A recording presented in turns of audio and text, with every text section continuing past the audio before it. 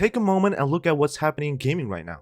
Black Myth Wukong, created by a first-time AAA studio in China, sold 20 million copies in its first month of release. Marvel Rivals brought back the so-called dying hero shooter genre with over 350,000 daily players. Monster Hunter WoW is dominating Steam charts before it's even released. And something is happening in our industry. And if you're planning to become a game developer, you need to understand what's happening.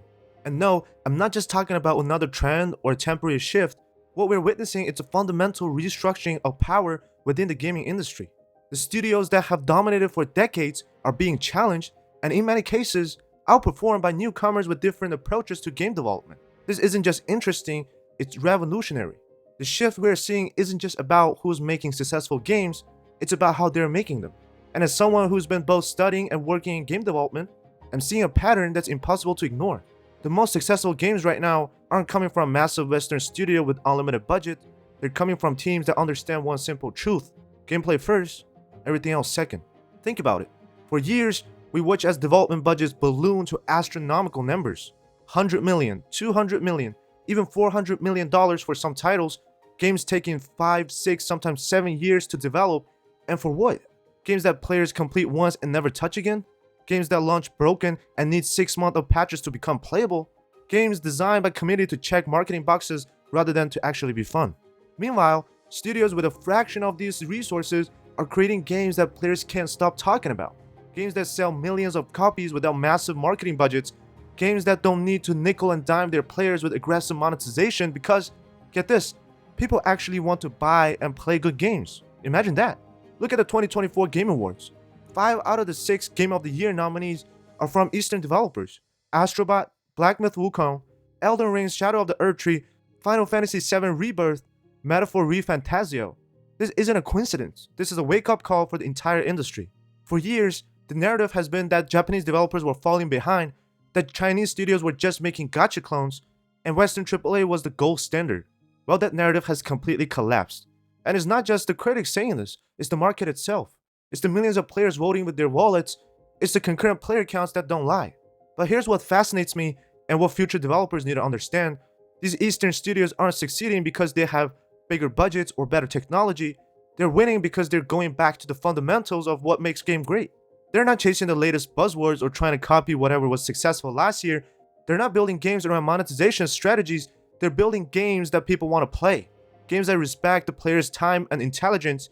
Games that are designed to be fun first, profitable second. And that's the real revolution here. While Western executives were in boardrooms discussing how to maximize player retention and engagement metrics, Eastern developers were asking a much simpler question: how do we make this game more fun? Let's break down what they're doing right. First, look at Black Myth Wukong's combat system. Every attack has weight, every dodge matters. The developers didn't waste time on unnecessary feature or bloated system. They focused on making the core gameplay loop as satisfying as possible. That's what players remember, that's what players talk about, and more importantly, that's what players buy games for. When I first played Black Myth Wukong, I was immediately struck by how deliberate everything felt.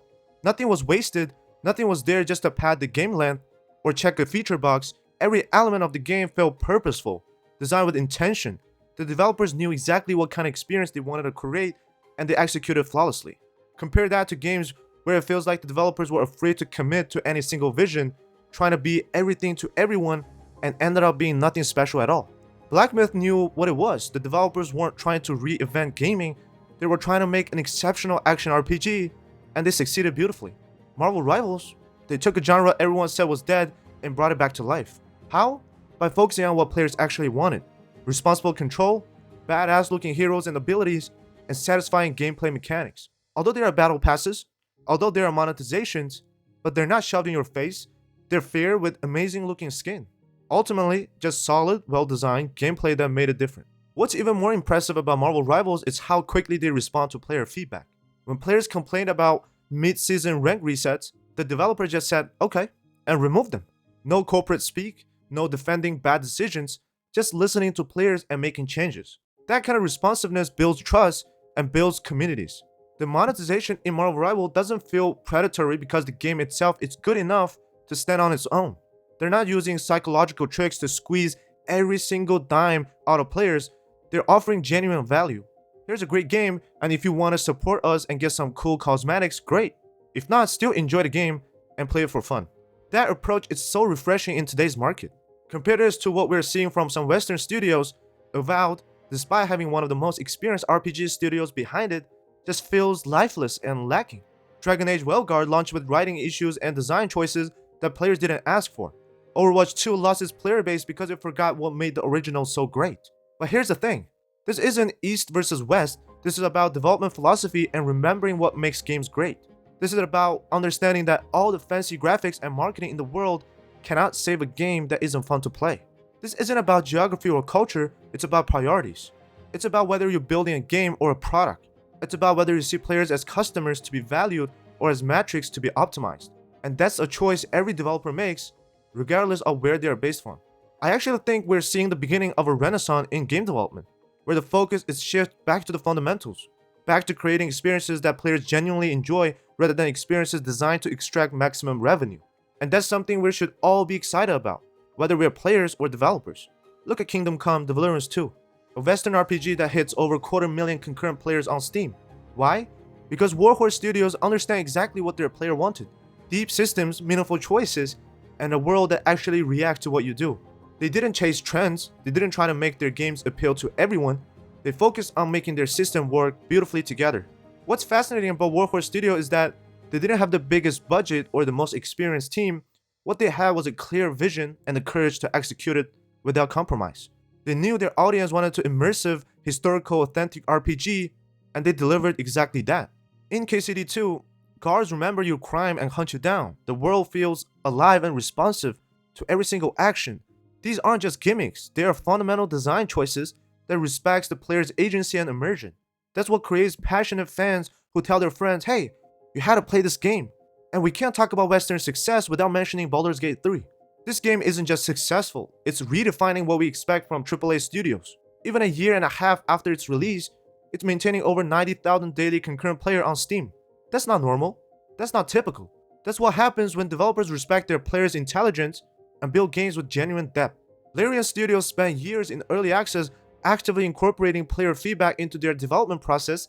They weren't afraid to delay the game to make sure it was right. They didn't cut corners. They didn't add unnecessary monetization.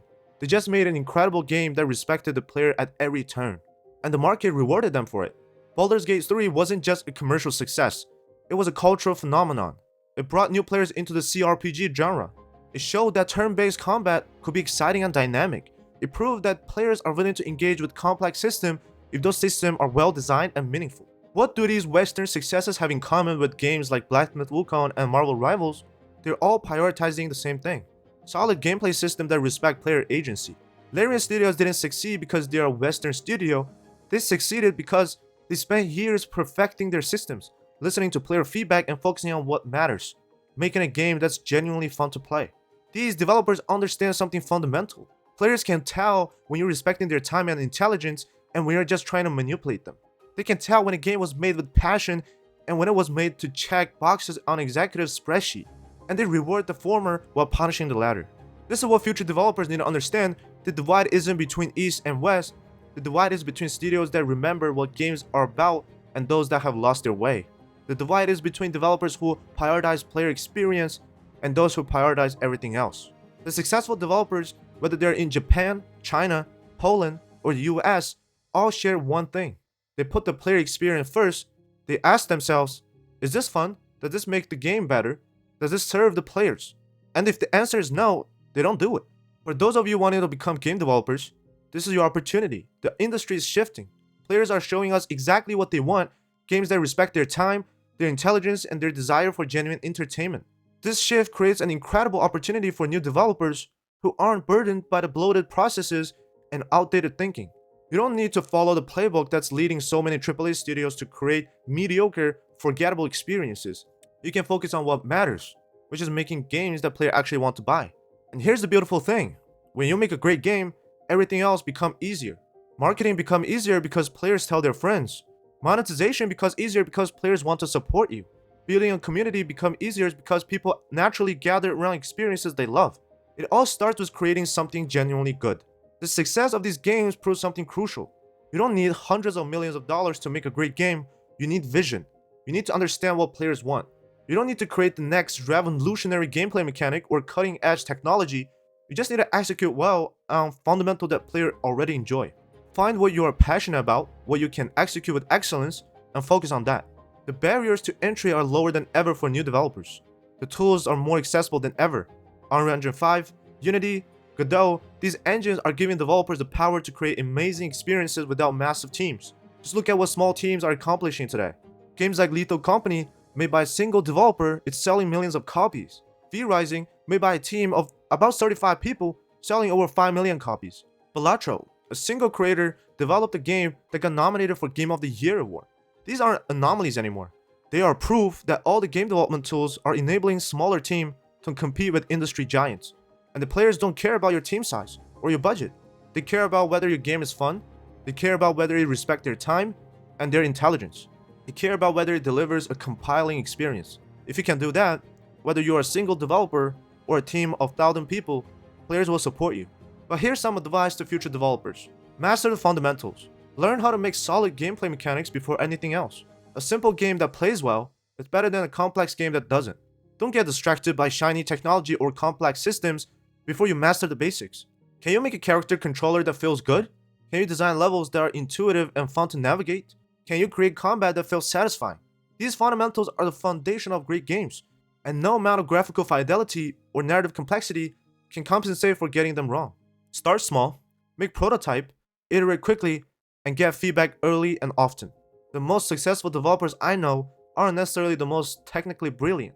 They're the ones who understand how to create experiences that feel good to play, and they achieve that through relentless iteration and refinement. Listen to your players, not the industry trend. The success of Eastern developers shows that players will always choose good gameplay over flashy gimmicks.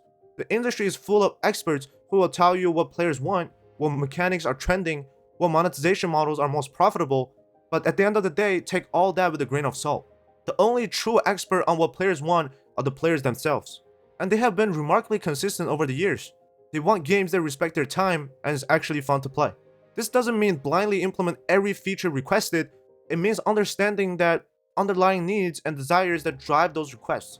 It means having a clear vision for your game, but being willing to adapt the vision based on how players actually experience it.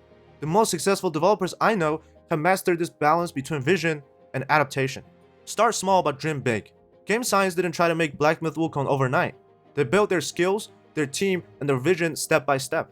They released smaller games first, they learned from their mistakes, they gradually build up the expertise and resources they needed to tackle an ambitious project like Black Myth Wukong. And even then, they kept their scope focused. They didn't try to create an open world game with thousands of side quests and multiple playable characters. They created a tightly focused action RPG that executed brilliantly on its core promise. This approach, start small, learning constantly, and gradually expanding your ambitions, is the most sustainable path to success in game development. It's how you build the skills, the team, and the reputation you need to create truly special games. The future of gaming isn't about who has the biggest budget or the most advanced technology, it's about who can create experiences that players actually want to play. And right now, we're seeing a renaissance led by developers who understand this fundamental truth.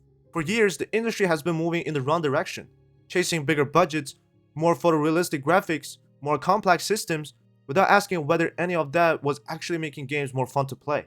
We're now seeing the consequences of that approach, with major studios closing, massive layoffs, and games that cost hundreds of millions of dollars failing to find an audience. But alongside that, we're seeing this incredible renaissance of focused, player-centric game development. We're seeing studios that prioritize gameplay over graphics, substance over spectacle, fun over features, and they're being rewarded for it with passionate communities and commercial success. For all the future developers watching this, you're entering the industry at an incredible time. The success of this Eastern studio isn't just changing the market, it's proving that there's rooms for new voices, new ideas, and new approaches to game development. The old gatekeepers are losing their power, the old playbook is becoming less relevant. There are more ways than ever to reach players directly, to build communities around your games, to fund your project without traditional publishers. This creates unprecedented opportunity for developers who have a clear vision and the skills to execute it. Whether you're interested in creating massive AAA experience or intimate indie games, whether you want to work with established IPs or create something entirely new, whether you want to join an existing studio or start your own, there is a path forward for you in this new landscape. But that path requires understanding what truly matters in game development: creating experiences that players love. The next generation of great games isn't going to come from following the old playbook. It's going to come from developers who understand, at its core, gaming is about creating experiences that players love. Look at the most successful games of the past few years. Baldur's Gate 3, Elden Ring, Power World, Black Myth Wukong, they're all radically different games created by very different studios. But they all share one thing in common. They prioritize player experience above all. They weren't chasing trends or trying to squeeze every last dollar out of their players. They were trying to create something special, something memorable, something worth playing. That's the secret. That's the lesson that every upcoming developers need to understand. Make games that you are passionate about. Makes games that you will want to play. Makes games that respect players' time and intelligence. Do that consistently, execute with excellence, and success will follow. The industry is changing, and it's changing in a way that rewards exactly that approach. There's never been a better time to be a game developer who cares about making truly great games.